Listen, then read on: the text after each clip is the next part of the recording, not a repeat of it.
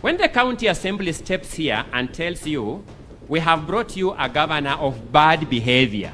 Another week, another headache for Kenya's long-suffering taxpayers. If your blood pressure isn't spiking yet, Kericho Governor Eric Mutai is working overtime to change that. In the interest of the citizens of Kericho County, 3 more years to them is too long. If this is what they're going through, we'll be asking you to help them remove this governor from office, because only you can do that by law established.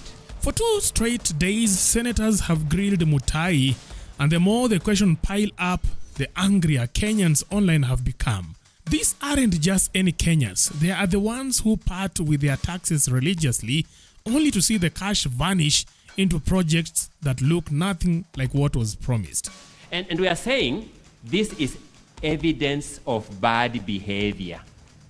That if there is a learning and teaching aid on bad behavior for removal of governor, this is the one.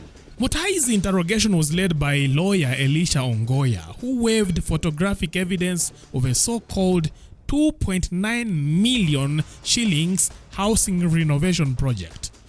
But forget the glossy launches President Ruto likes to cut ribbons at. What Kenyans saw in those photos was a row of drab, single-story concrete huts with corrugated iron roofing, bare walls, and doors that look like afterthoughts.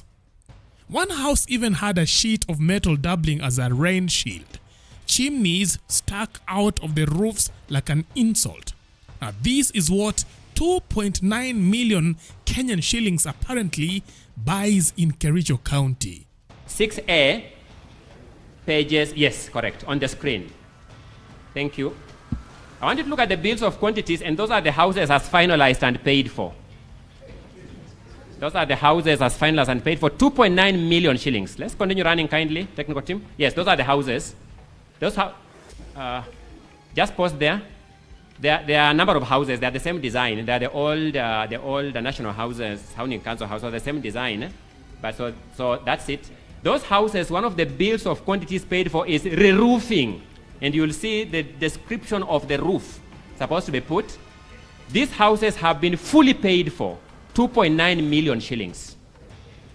When the county assembly steps here and tells you, we have brought you a governor of bad behavior, I beseech you, distinguished senators, to give them a keen hearing and to ask, there are some wrongs you can commit to fellow citizens, and we can say man is to error, and we may excuse you.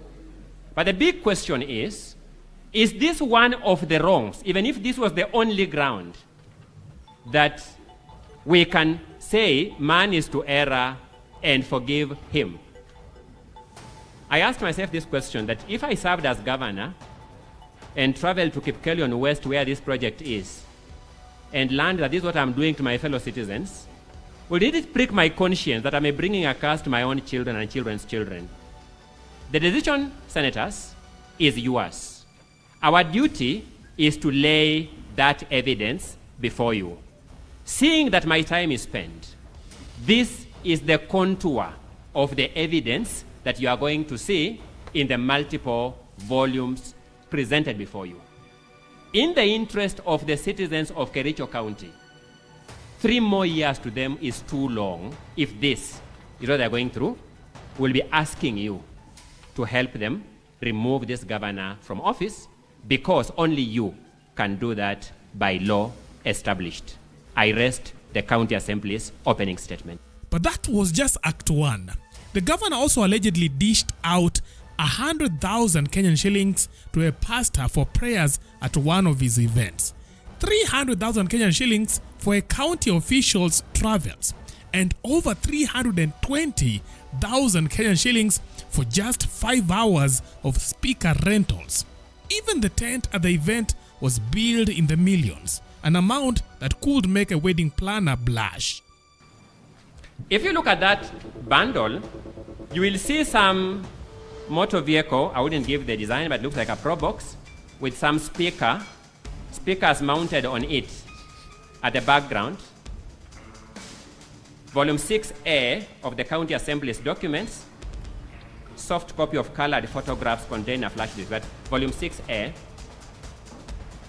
at page 14, you will see people meeting there. And I have two explanations to give out, two evidence will show you. You will see some speakers mounted on a motor vehicle there. And this was a public participation event to settle squatters, a public participation settlement of squatters. Those two speakers mounted there for a one-day event that took 5 hours, you will be told, cost the county government of Kericho 325,000 shillings. Those two speakers mounted there, they are the ordinary speakers that we use in village funerals in day-to-day practice. In fact, the question I would ask if I sat with the governor's seat is, why then not just buy speakers for the county government of Kericho in multiple numbers than hire those two speakers you are seeing there at 325,000 shillings? But that's not enough. The people you see sitting in that photo under the sun, you will be told tents were paid for this event at millions of shillings. And the tents are covering those very people you are sitting in the sun. I am demonstrating, distinguished senators, that we are not using the word bad manners to exaggerate anything or as an alarmist statement.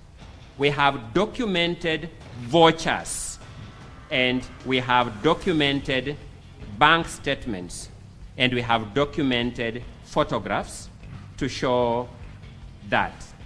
Ad hoc committee of the Kericho County Assembly investigating this matter, you will be told 100,000 shillings was paid to the pastor who prayed at the function where we were collecting that money itself. You'll be told 300,000 shillings was given to the county commissioner to facilitate him to move around in that respect. You will see millions of shillings that will be accounted for as money for tents. And I was telling my clients, I wish we were told that these are tents that are set up in the funerals to help people mourn.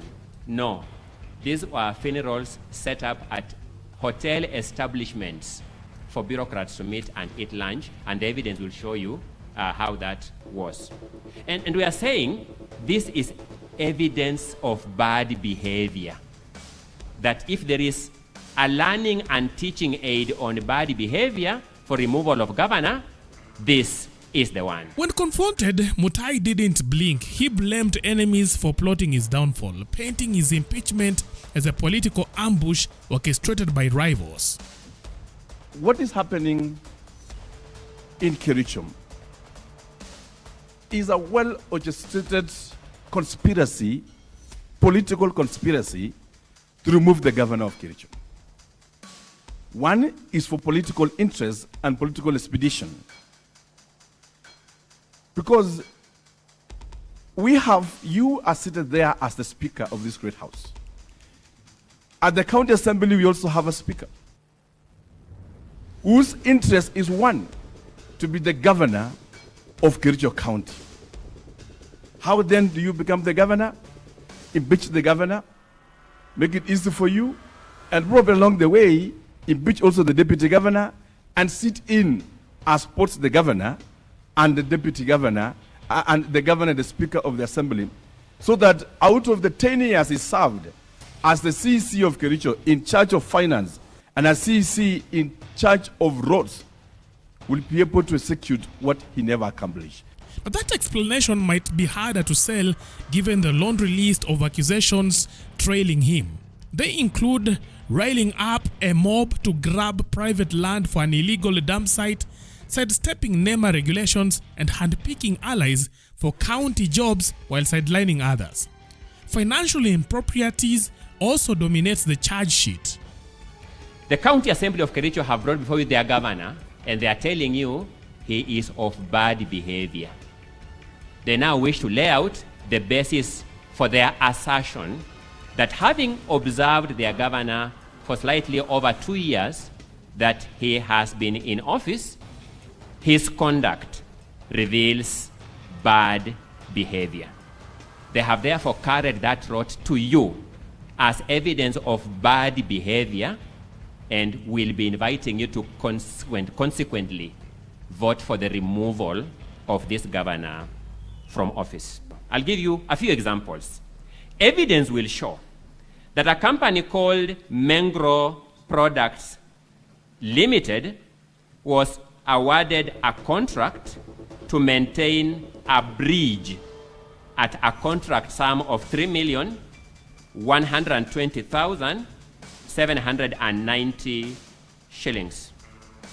As is common with infrastructure contracts, there is a retention amount that is retained by the contracting party, the county government, for a defect period, which is 10%.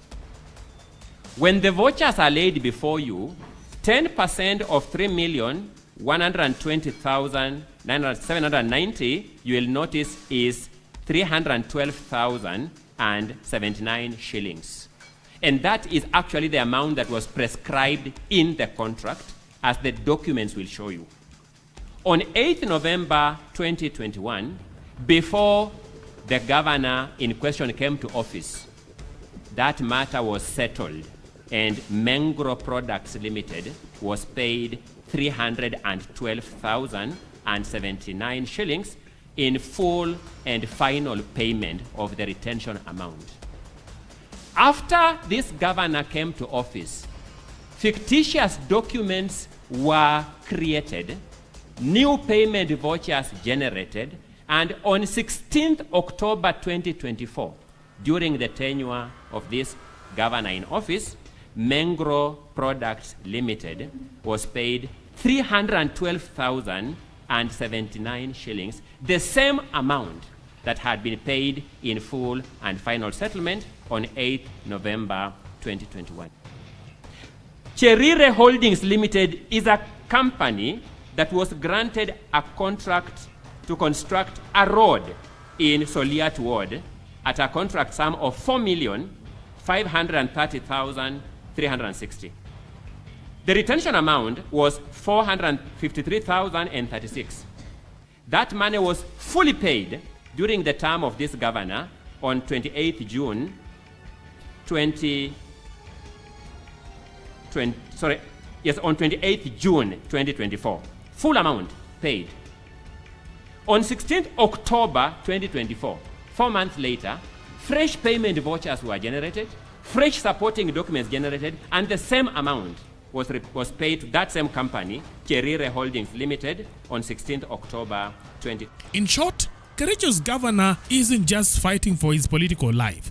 He is under siege for allegedly turning public office into a personal wallet. Will he survive? What are your thoughts? Leave your thoughts in the comment section. That is it for now. Thanks for watching. Let's meet next time. Bye-bye.